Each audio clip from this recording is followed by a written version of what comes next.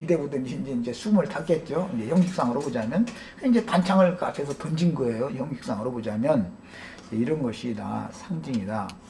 벽이라는 말이 나오면 이제 담이라는 단어죠. 똑같은 단어입니다. 문맥에 따라서 어디서는 담이라고도 번역을 하고 여기 이제 벽이라고 이렇게 성벽 할 때 이제 벽이라고 그러고 무슨 담 담에서 독사 담을 손에 댔을 때 독사가 와서 문다 이런 표현들이 나오죠.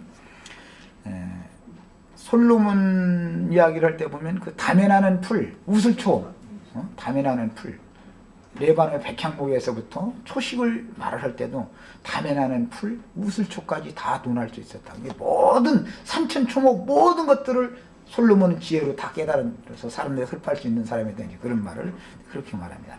그 담이라는 말이 실제로는 개인적인 육신적인 사람들 각자에 적용할 때는 육적 자아를 말하는 것이다. 이게 죄담이라고 그러죠. 이것이 하나님과 사람 사이를 이렇게 간격을 나누는 것을 상징한 거예요. 이건 그런 똑같은 단어입니다. 히브리어로. 그런데 다윗을 그 벽에다가 이렇게 창으로 해서 다윗을 이렇게 박으려고 했다라는 말은 벽에 딱 달라붙어서 빠져나오지 못하게 만들려고 했다는 말이니까 다윗이 나가서 형통하게 어떤 활동을 할 때마다 원수를 대적을 물리친다 할지라도 다윗에게 하나님의 백성들이 마음이 그쪽으로 자꾸 기울게 다윗이 뭔가 움직이기만 하면 활동만 하면 자꾸 백성들이 마음이 다윗에게로 기울으니까 사울은 다윗의 모든 활동을 더 이상 할 수 없도록 만들고 싶었다라는 의도가 있는 것을 알 수가 있습니다. 그 벽에다가 사울의 창으로 다윗을 박아두기를 원했다 이런 말은. 그런데 다윗은 사울의 그 창날을 피했고 사울은 단창을 방에서 던졌으니까 바로 앞인데도 다윗을 맞추지 못했다라는 말은 인간적인 어떤 문자들이 이걸 해석을 해서는 말이 안 되는 소리지요. 바로 앞에서 저기 숨기는 사람한테 창 던지면 내가 던져도 저기 얻어 맞추겠네. 그런데 사울은 전장을 수도 없이 다녀서 전쟁으로 잔뼈가 굵은 사람입니다. 이런 사람의 무술이 바로 앞에 있는 사람 그 사람도 창으로 맞출 수 없는 그 정도라면 이게 문자적으로 하는 말이 아니라는 걸 알 수 있잖아요.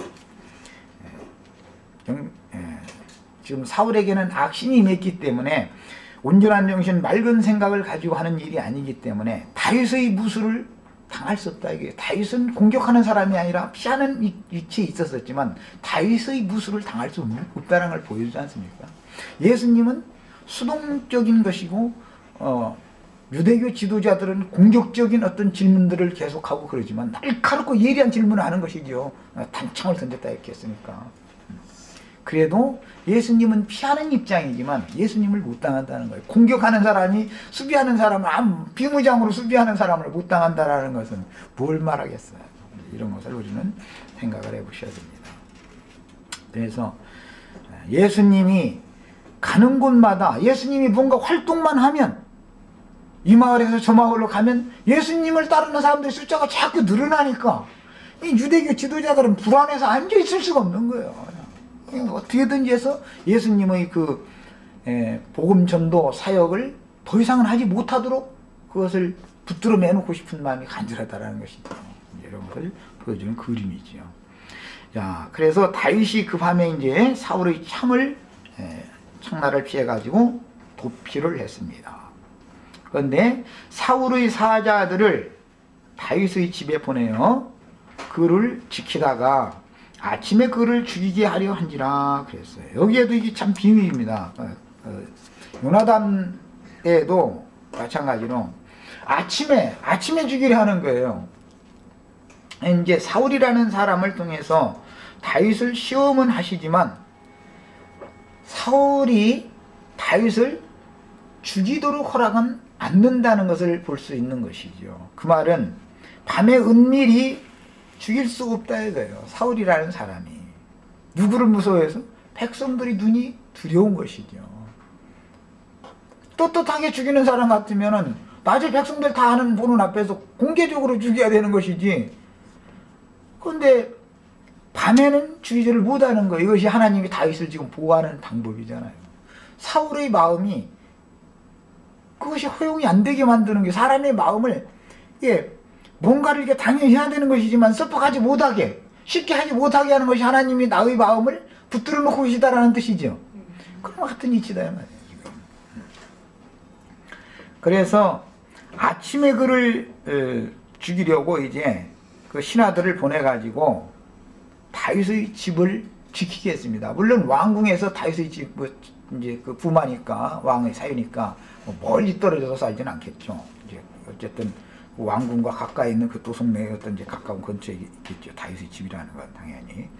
그런데 아침에 주기 위하여 다윗의 집을 이렇게 지키라고 명령을 했으니까 여자가 어떤 이 남자는 좀 이런 어떤 세부적인 어떤 움직임이 있어도 남자는 둔해. 나보고 우리 자녀가 늘 당신같이 둔한 사람이 세상에 난 보들먹였다고 그래서 하는데 나처럼 둔하게 살아. 그래야 편해 남자. 그러지만 사실 예민한 여자가 옆에 있어서 도와줘야지 나같이 둔한 사람만 살면 날마다 당하고만 사는 거예요. 이제 나같이 둔한 사람만 살면. 근데 예민한 사람이 옆에서 이게 시켜서 바란스를 맞춰줘야 되는 것이거든. 현재 어떤 이제 이 상황이 이렇습니다. 다윗은 사울 왕의 창날을 피해서 집으로 피신을 했으면 경계를 가지고 있어야 되는데 다윗은 그냥 태평한 거죠. 그러나 미갈은 이렇게 어쩌다 뭐 창문 밖을 봤다든지 이제 봤겠죠. 근데 보니까 뭐 군사들이 왔다 갔다 해서 자기 집을 에워싸고 그냥 지키고 이제 이런 게 보였다라는 거 아니겠어요? 미갈의 눈에는. 그러니까 미갈이 이제 그걸 눈치를 챈 거죠. 지키는 병사들이 이렇게 자기 집을 지금 뭔가 에워싸고 지키고 있다라는 것을 이제 미갈이 먼저 이제 그 감을 잡고 나서는 자기 남편한테 다윗의 아내 미갈이 다윗에게 일러 가로되 당신이 이 밤에 당신의 생명을 구하지 않으면 내일 아침에는 죽는다.